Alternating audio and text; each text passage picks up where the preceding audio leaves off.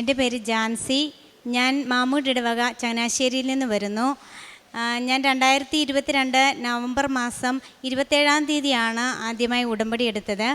ഉടമ്പടി എടുക്കുന്നതിന് മുന്നേ ഞാൻ 2022 സെപ്റ്റംബർ 2-ാം തീയതി ഇവിടെ വന്നായിരുന്നു. അന്ന് വന്നപ്പോൾ ഇവിടെ ഞാൻ ഉടമ്പടി എടുക്കാനായിട്ട് വന്നതല്ല. അന്നേരം ഇവിടെ അച്ഛൻ്റെ ധ്യാനം കഴിഞ്ഞിട്ട് ഉടമ്പടിയുടെ അറിയിപ്പ് നടന്നുകൊണ്ടിരിക്കുന്ന സമയമായിരുന്നു. ആ സമയത്ത് അച്ഛൻ ഇവിടെ പറഞ്ഞു, ഒത്തിരി സമയം ഉടമ്പടിയിലല്ലാത്തവർ ഇവിടെ നിൽക്കണ്ട, ഉടമ്പടി എടുത്തവർക്ക് തന്നെ ഇവിടെ നിൽക്കാൻ സ്ഥലമില്ല, അതുകൊണ്ട് ഉടമ്പടിയിലല്ലാത്തവർ ഇതേ അധിക സമയം നിൽക്കരുതെന്ന് പറഞ്ഞു. ഞാനപ്പോൾ അമ്മയോട് പ്രാർത്ഥിച്ചു, അമ്മ മാതാവേ, എനിക്ക് അമ്മയുടെ സന്നിധിയിൽ വന്ന അമ്മയെ തൊടാൻ പോലും ഒന്നും സാധിച്ചില്ലല്ലോ. ഞങ്ങൾ ഉടനെ തന്നെ വീട്ടിലോട്ട് പോയി കഴിഞ്ഞ് ഞാൻ ഭർത്താവിനോട് പറഞ്ഞു, നമുക്ക് ഉടമ്പടി എടുക്കാം. അപ്പോൾ എന്നോട് പറഞ്ഞു, നിന്നെക്കൊണ്ട് അതൊന്നും പറ്റത്തൊന്നുമില്ല, അതുകൊണ്ട് ഉടമ്പടിയൊന്നും എടുക്കണ്ടെന്ന് പറഞ്ഞു. വീണ്ടും ഞാൻ അച്ഛൻ്റെ ധ്യാനമെല്ലാം യൂട്യൂബിൽ കാണുമായിരുന്നു. അപ്പം ഞാൻ പ്രാർത്ഥിച്ചു, ഒത്തിരി കരഞ്ഞ് ഞാൻ പ്രാർത്ഥിച്ചു, അമ്മയുടെ ഉടമ്പടി എനിക്കും എടുക്കണം, അതിന് വേണ്ടിയിട്ട് എൻ്റെ ഭർത്താവിനെ അവിടെ നിന്ന് ഒരുക്കണമെന്ന് പ്രാർത്ഥിച്ചു. അതിനുശേഷം സെപ്റ്റംബർ 9-ാം തീയതി എൻ്റെ ഭർത്താവിൻ്റെ പ്രശ്നത്തിൽ നീരും തടിപ്പും വേദനയും വന്ന് ജോലി ചെയ്യാൻ പറ്റാത്ത ഒരവസ്ഥയായി. ആ അവസ്ഥയിൽ ഡോക്ടറെ പോയി പെട്ടെന്ന് കണ്ടു. ഡോക്ടർ പറഞ്ഞു, ഇത് ചൂട് കൊണ്ട് ഉണ്ടാകുന്ന ഒരു അസുഖമാണ്, ഇനി ഇതുണ്ടാവുകയാണെങ്കിൽ നമുക്ക് സർജനെ കാണിക്കണമെന്ന് പറഞ്ഞു. പെട്ടെന്ന് ഒരു ഗുളിക തന്നു, സ്കാൻ ചെയ്തപ്പോഴത്തേനും വെയിൻ ചുറ്റിക്കിടക്കുന്ന ഒരവസ്ഥയാണ്. ചൂട് കൂടിയാൽ പിന്നീട് ഇതുണ്ടാകും. അപ്പോൾ എൻ്റെ ഭർത്താവിൻ്റെ ജോലി രാവിലെ 3 മണി, വെളുപ്പിന് 3:30 തൊട്ട് വൈകിട്ട് 8 മണി വരെ ചായയുടെ പരിപാടിയാണ്, ചായ കച്ചവടമാണ്. അപ്പം ആ ചൂടടിക്കുന്നതുകൊണ്ട് ഇനിയും ഇതുണ്ടാവാൻ സാധ്യതയുണ്ടെന്ന് പറഞ്ഞു. അങ്ങനെ അതിനുശേഷം ഞങ്ങൾ വീണ്ടും ഒരു നവംബർ മാസം ആയപ്പോഴത്തേനും വീണ്ടും എൻ്റെ ഭർത്താവിന് ഇതുപോലെ പ്രശ്നത്തിൽ വെയിൻ ചുറ്റിക്കിടക്കുന്ന ഒരവസ്ഥ വീണ്ടും വന്നു. സർജനെ കണ്ടപ്പോൾ സർജൻ പറഞ്ഞു, ഒന്നുകൂടി സ്കാൻ ചെയ്യണമെന്ന് പറഞ്ഞു. സ്കാൻ ചെയ്ത് നോക്കിയപ്പോൾ വൃഷ്ണത്തിലും വെയിൻ ചുറ്റിക്കിടക്കുന്നുണ്ട്, അതുപോലെ തന്നെ ഹെറണിയ എന്ന രോഗമുണ്ട്. അപ്പോൾ 2 ഓപ്പറേഷൻ ചെയ്യണം. 2 ഓപ്പറേഷൻ ചെയ്ത് കഴിഞ്ഞാൽ എൻ്റെ കാര്യം അവതാളത്തിലാവും. കാരണം എന്ന് വെച്ചെന്നാൽ ഭർത്താവിൻ്റെ ഒറ്റ വരുമാനത്തിലാണ് ഞങ്ങൾ ജീവിക്കുന്നത്. 2 ഓപ്പറേഷൻ ചെയ്ത് 6 മാസം കൊണ്ട് ഞങ്ങൾക്കൊന്നും പറ്റത്തില്ല, ഒന്നും ഞങ്ങളെ സഹായിക്കുവാനായിട്ടും ആരുമില്ല. അപ്പോൾ സാമ്പത്തികമായിട്ട് ഒത്തിരി ഞങ്ങൾ തകർച്ചയിലാകും. അപ്പം ഞാൻ മാതാവിനോട് പ്രാർത്ഥിച്ചു, എന്ത് ചെയ്യും അമ്മയെന്ന് ഒരു വഴി അമ്മ കാണിച്ചു തരണമെന്ന് പ്രാർത്ഥിച്ചു. അങ്ങനെ ഇന്നപ്പോഴത്തേനും എൻ്റെ കുഞ്ഞിൻ്റെ ദേഹത്തും സ്കിന്നിൻ്റെ ഡോക്ടറെ ഒന്ന് കാണിക്കണം, ചൊറിച്ചിലിൻ്റെ അലർജി ഉണ്ടായിരുന്നു. അപ്പോഴത്തേനും അത് കാണിച്ചു ഇറങ്ങിയപ്പോൾ ഞാൻ ഡോക്ടറോട് പറഞ്ഞു, എൻ്റെ ഭർത്താവിനോട് പറഞ്ഞു, നമുക്ക് പോയി നാളെ ഉടമ്പടി എടുക്കാമെന്ന് പറഞ്ഞു. അപ്പോൾ എന്നോട് പറഞ്ഞു, എൻ്റെ വണ്ടിക്ക് ഞങ്ങൾക്ക് ചെറിയൊരു ഓട്ടോറിക്ഷയാണ്, അപ്പോൾ എന്നോട് പറഞ്ഞു, വണ്ടിക്ക് കുറച്ച് പണിയുണ്ട്, അത് തീരാതെയൊന്നും ഞാൻ വരുന്നില്ലെന്ന് പറഞ്ഞു. ഞങ്ങൾ കുറച്ച് മുന്നോട്ട് ഇത് പറഞ്ഞു, ഞാനൊന്നും മറുപടി പറഞ്ഞില്ല. കുറച്ച് മുന്നോട്ട് ചെന്ന് കഴിഞ്ഞപ്പോൾ ഞങ്ങളുടെ വണ്ടി മറിഞ്ഞു, ഒരു ആക്സിഡൻ്റ് ഉണ്ടായി. പക്ഷേ എങ്കിലും ഞങ്ങൾക്ക് ആർക്കും ഒരു അപകടവും പറ്റാതെ അമ്മമാത അവിടെ കാത്തുരക്ഷിച്ചു. അന്ന് വൈകിട്ട് തന്നെ എന്നോട് ഭർത്താവ് പറഞ്ഞു, നാളെ പോയി നീ ഉടമ്പടി എടുത്തോളാൻ പറഞ്ഞു. അപ്പോൾ അമ്മയുടെ ഇടപെടലാണെന്ന് എൻ്റെ ഭർത്താവിനുടനെ മനസ്സിലായി. അങ്ങനെ ഞങ്ങൾ 2022 നവംബർ മാസം 27-ാം തീയതി ഞാനിവിടെ ഉടമ്പടി എടുക്കാൻ വന്നു. അമ്മയുടെ മുന്നിൽ വാദിക്കൽ വന്ന് നിന്നപ്പോൾ തന്നെ അമ്മ മാതാവിൻ്റെ സ്വർഗീയ സുഗന്ധമായ മുല്ലപ്പൂവിൻ്റെ മണം എനിക്ക് അനുഭവപ്പെട്ടു. അപ്പം ഞാൻ പ്രാർത്ഥിച്ചു, അമ്മ മാതാവ് എന്നെ കണ്ടു. വളരെ സന്തോഷത്തോടു കൂടി ഞാൻ പോയി ഉടമ്പടി എടുത്തു. വീട്ടിൽ ചെന്ന് പ്രാർത്ഥനയെല്ലാം വെളുപ്പിനെ 3:30 ഭർത്താവിന് പോകണം. അപ്പോൾ 3 മണിക്ക് ഞങ്ങൾ എല്ലാവരും കൂടി എഴുന്നേറ്റ് ഉടമ്പടി പ്രാർത്ഥന ചൊല്ലി വിശുദ്ധ തൈലം പൂശിയിട്ടാണ് ഭർത്താവ് പോകുന്നത്. വീണ്ടും ഞങ്ങൾ 7 മണിക്ക് സന്ധ്യയ്ക്ക് പ്രാർത്ഥന ചൊല്ലും. പക്ഷേ എങ്കിലും ഭർത്താവ് വന്ന് സ്വന്തമായിട്ടൊരു പ്രാർത്ഥനയെല്ലാം കഴിഞ്ഞിട്ടേ ഞങ്ങൾ ഉടമ്പടി പ്രാർത്ഥന, സായാഹ്ന പ്രാർത്ഥന ചെല്ലാറുള്ളൂ. അതിലും ഞങ്ങൾ നേർച്ച വസ്തുവായി ഉടമ്പടി തൈലവും വെച്ച് വിശ്വാസപ്രമാണം ചൊല്ലി ഉപ്പും വിതറി ഭർത്താവിൻ്റെ രോഗമുള്ള ഭാഗത്ത് അമ്മയുടെ കാശുരവും ഇതിട്ട് പ്രാർത്ഥിക്കുന്ന മരുന്നോ ലേപനോ ഔഷധമോ ഒന്നുമല്ല, ഈശോയെ അങ്ങയുടെ വചനമാണ് എല്ലാവരെയും സുഖപ്പെടുത്തുന്ന വിശ്വസിച്ച് പ്രാർത്ഥിക്കുന്നു. ആ പ്രാർത്ഥന ചൊല്ലി ഈശോയുടെ രക്തം ഒഴുക്കാനായി ഞാൻ പ്രാർത്ഥിച്ചു. അങ്ങനെ ഉടമ്പടി എടുത്തതിൽ പിന്നെ നമുക്കൊരു ആത്മധൈര്യം വന്നു. അപ്പം ഞാൻ പെട്ടെന്ന് എനിക്ക് വളരെ പെട്ടെന്ന് ഞാൻ എന്ത് കേട്ടാലും പെട്ടെന്ന് എനിക്ക് ടെൻഷനാകുന്ന ഒരു വ്യക്തിയാണ്. അപ്പം ഞാൻ പറഞ്ഞു, എനിക്കൊരു ആത്മധൈര്യം കിട്ടി. അപ്പം ഞാൻ ഭർത്താവിനോട് പറഞ്ഞു, നമുക്ക് വേറൊരു ഡോക്ടറെ കാണാം, എന്തായാലും ഈ 2 ഓപ്പറേഷനൊന്നും ചെയ്യാൻ നമ്മളെ കൊണ്ട് പറ്റത്തില്ല, നമുക്ക് വേറൊരു ഡോക്ടറെ കണ്ട് അതെന്താ പറയുന്നതെന്ന് ചോദിക്കാമെന്ന് പറഞ്ഞു. അങ്ങനെ ഞങ്ങൾ പുഷ്പഗിരിയിൽ ഒരു ഡോക്ടറെ കാണിച്ചു. ഡോക്ടർ പറഞ്ഞു, ആ സ്കാനിങ് റിപ്പോർട്ട് എന്നെ കാണിച്ചപ്പോൾ ഡോക്ടർ പറഞ്ഞു, ഇതിൽ ഹെറണിയൊന്നുമില്ല, പക്ഷേ എങ്കിലും നിങ്ങളുടെ ഈ ജോലിയും വെച്ച് നോക്കുവാണെങ്കിൽ ഈ ചുറ്റിക്കിടക്കുന്ന വെയിൻ അത് നമുക്ക് ഓപ്പറേഷൻ ചെയ്ത് കളയണം, കണ്ടിന്യൂസ് ആയിട്ട് മുന്നോട്ട് പോകാൻ ഇത് പറ്റത്തില്ലെന്ന് പറഞ്ഞു. അപ്പം ഞങ്ങൾ പറഞ്ഞു, എന്നാൽ ശരി, നിങ്ങൾ ആലോചിച്ചിട്ട് പറയാൻ പറഞ്ഞു. എന്നാലും ഞങ്ങൾ മുടങ്ങാതെ സായാഹ്ന പ്രാർത്ഥനയിൽ പ്രാർത്ഥിക്കുമ്പോൾ ഉടമ്പടി തൈലം കാശുരവും വിശ്വാസപ്രമാണം ചൊല്ലി പ്രാർത്ഥിച്ച് ഉപ്പും വിതറുമായിരുന്നു. അങ്ങനെ ഞങ്ങൾ ഡിസംബർ ഒന്നുകൂടി ഡോക്ടറിൻ്റെ അടുത്ത് ചെന്നപ്പോഴത്തേനും ഡോക്ടർ പറഞ്ഞു, എന്നാ നിങ്ങളുടെ അഭിപ്രായം? ഞാൻ പറഞ്ഞു ഓപ്പറേഷൻ ചെയ്യാമെന്ന് പറഞ്ഞു. അപ്പം ഭർത്താവ് പറഞ്ഞു എൻ്റെ ദേഹത്ത് കത്തി വെക്കേണ്ടി വരുമോ? അപ്പം ഞാൻ ഒത്തിരി കരഞ്ഞ് പ്രാർത്ഥിച്ചപ്പം ഈശോ എനിക്ക് വചനം തന്നു. മത്തായി 26:39 പറഞ്ഞതുപോലെ, പിതാവേ കഴിയുമെങ്കിൽ ഈ പാനപാത്രം എന്നിൽ നിന്ന് എടുക്കണേ, എങ്കിലും എൻ്റെ ഹിതമല്ല അങ്ങയുടെ ഹിതം നിറവേറട്ടെ. ആ വചനമാണ് കിട്ടിയത്. ഞാൻ പറഞ്ഞു നമുക്ക് ഓപ്പറേഷന് പോകാം, പക്ഷേ തമ്പുരാൻ എന്തെങ്കിലും വഴി കാണിച്ചു തരും. അങ്ങനെ വിശ്വസിച്ച് ഞങ്ങൾ ഓപ്പറേഷൻ ചെയ്യാനായിട്ട് തീരുമാനിച്ചു. അവിടെ ചെന്നു സ്കാനിങ് ഡോക്ടർ പറഞ്ഞു നിങ്ങൾക്ക് ആരോഗ്യ ഇൻഷുറൻസ് ഉണ്ടോ എന്ന് ചോദിച്ചു.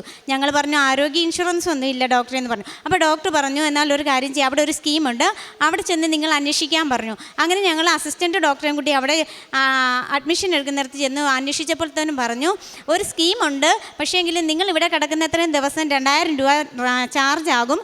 അത് കഴിഞ്ഞിട്ടാണെങ്കിൽ പിന്നെ പുറത്തുനിന്ന് മരുന്ന് വാങ്ങിക്കുവാണെങ്കിൽ അതിനും നമുക്ക് പൈസയാകുമെന്ന് പറഞ്ഞു. ഞങ്ങൾ പറഞ്ഞു ശരിയെന്ന് പറഞ്ഞു. അങ്ങനെ ബ്ലഡ് എല്ലാം ടെസ്റ്റ് ചെയ്തു. ഞങ്ങൾ ജനുവരി 16-ാം തീയതി ഓപ്പറേഷൻ അഡ്മിറ്റായി. 17-ാം തീയതി ഓപ്പറേഷൻ പറഞ്ഞു. 16-ാം തീയതി ഞങ്ങൾ 10,000 രൂപ ഓപ്പറേഷനായിട്ട് അടയ്ക്കണമെന്ന് പറഞ്ഞു. അങ്ങനെ ഞങ്ങൾ അടച്ചു. ഓപ്പറേഷൻ കഴിഞ്ഞു. ഓപ്പറേഷൻ കഴിഞ്ഞ് എല്ലാവരോടും അന്നേരം ഞാൻ അവിടുന്ന് പ്രാർത്ഥിക്കും, വിശ്വാസ പ്രമാണം ചൊല്ലി അമ്മയുടെ ഉടമ്പടി പ്രാർത്ഥനയിലെല്ലാം പ്രാർത്ഥിച്ചുകൊണ്ടിരുന്ന സമയം ഡോക്ടർ എല്ലാവരെയും വിളിച്ച് കാര്യങ്ങളെല്ലാം പറഞ്ഞിട്ടാണ് ICUലോട്ട് രോഗിയെ മാറ്റുന്നത്. പക്ഷേ എങ്കിലും എന്നെ നേരിട്ട് ഒന്നും വിളിച്ച് പറഞ്ഞില്ല. രോഗി ഉടനെ ഓപ്പറേഷൻ തിയേറ്ററിൽ നിന്നും ICUലോട്ട് മാറ്റി. അപ്പം ഞാൻ ഡോക്ടറോട് PG റൂമിൽ ചെന്ന് ചോദിച്ചു, ഡോക്ടറെ ജിമോൻ എങ്ങനെയുണ്ട്? എൻ്റെ ഭർത്താവിൻ്റെ പേര് ജിമോനാണ്.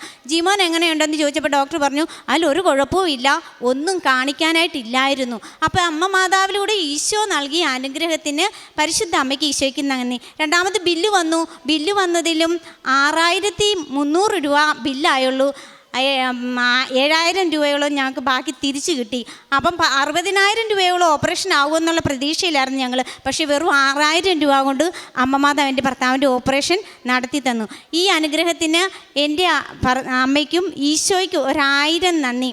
അതുപോലെ തന്നെ ഞാൻ ഈ അവസരങ്ങളിലെല്ലാം എൻ്റെ ഭർത്താവിൻ്റെ ഓപ്പറേഷൻ്റെ അവസരങ്ങളിലെല്ലാം ഞാൻ പ്രഗ്നൻ്റ് ആയിരുന്നു. അപ്പോൾ ഇത് കഴിഞ്ഞ് 8 മാസമായപ്പോഴത്തേനും എൻ്റെ കുഞ്ഞിന് വളർച്ചയില്ല, ഫ്ലൂയിഡ് കൂടുതലാണ്, കുഞ്ഞ് കിടക്കുന്നത് ശരിയായ ദിശയിലൊന്നുമല്ല എന്ന് പറഞ്ഞു. അപ്പം ഞാൻ ഓർത്ത് ദൈവമേ എന്ത് ചെയ്യും? ഒന്നും ഡോക്ടർ പറഞ്ഞു വളരെ ക്രിട്ടിക്കൽ അവസ്ഥയിലാണ്, പക്ഷേ എങ്കിലും ഒന്നും ചെയ്യാൻ നമുക്ക് സാധിക്കത്തില്ലെന്ന് പറഞ്ഞു.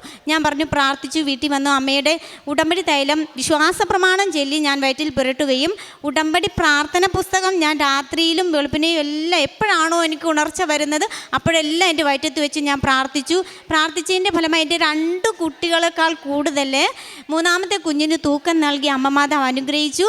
ഒരു കുഴപ്പവും ഇല്ല.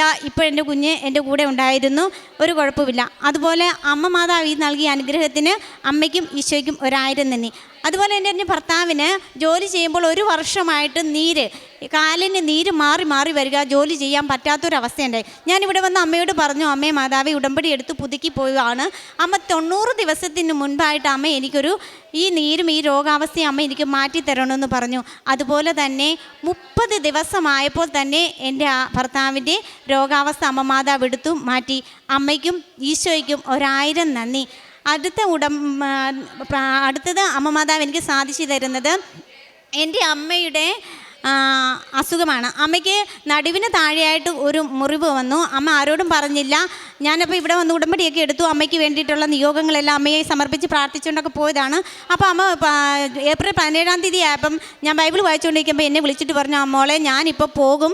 എന്താണെന്ന് വെച്ചാൽ എൻ്റെ മുറിവ് പഴുപ്പും വെള്ളവും ഒലിച്ച് ഞാൻ 1 നൈറ്റ് മാറി 2 നൈറ്റ് മാറി 3 4ാമത്തെ ആയപ്പോഴാണ് മോനെ നിന്നെ ഞാൻ വിളിക്കുന്നത്. ഞാൻ എന്ത് ചെയ്യും? അപ്പം ഞാൻ പറഞ്ഞു അമ്മ ഇത് ആരോടും പറഞ്ഞില്ലേ? മോനെ ഞാൻ ആരോടും പറഞ്ഞില്ലെന്ന് പറഞ്ഞു. അപ്പം ഞാനും പറഞ്ഞു ഒരു കാര്യം ചെയ്യാം അമ്മ, ഒരു കാര്യം ചെയ്യും, ഫിസിഷ്യനെ കാണിച്ച് കാലിൻ്റെ നീരിന് മാത്രം ഗുളിക കഴിക്കുന്നുണ്ടായിരുന്നു. ഞാൻ പറഞ്ഞു ആ ഡോക്ടറെ ഒന്നുകൂടി കാണിക്കേ. ഡോക്ടർ എന്നിട്ട് ഒരു സർജന് അമ്മയെ കാണിക്കാൻ പറയും. അപ്പം സർജന് കുറിച്ച് തരുമ്പോൾ നമുക്ക് പുഷ്പേരി കൊണ്ടുവന്ന് കാണിക്കാം. അപ്പം അമ്മ പറഞ്ഞു ശരിയെന്ന് പറഞ്ഞു. അങ്ങനെ ഞാൻ പെട്ടെന്ന് എൻ്റെ ചേട്ടത്തിയെ വിളിച്ചു. ചേച്ചി അവിടെ ചെന്നു. ഇവരെ പുഷ്പേരിയിലോട്ട് പെട്ടെന്ന് സർജനെ കണ്ടു. സർജൻ പറഞ്ഞു വണ്ടാനത്ത് പോകാൻ പറഞ്ഞു.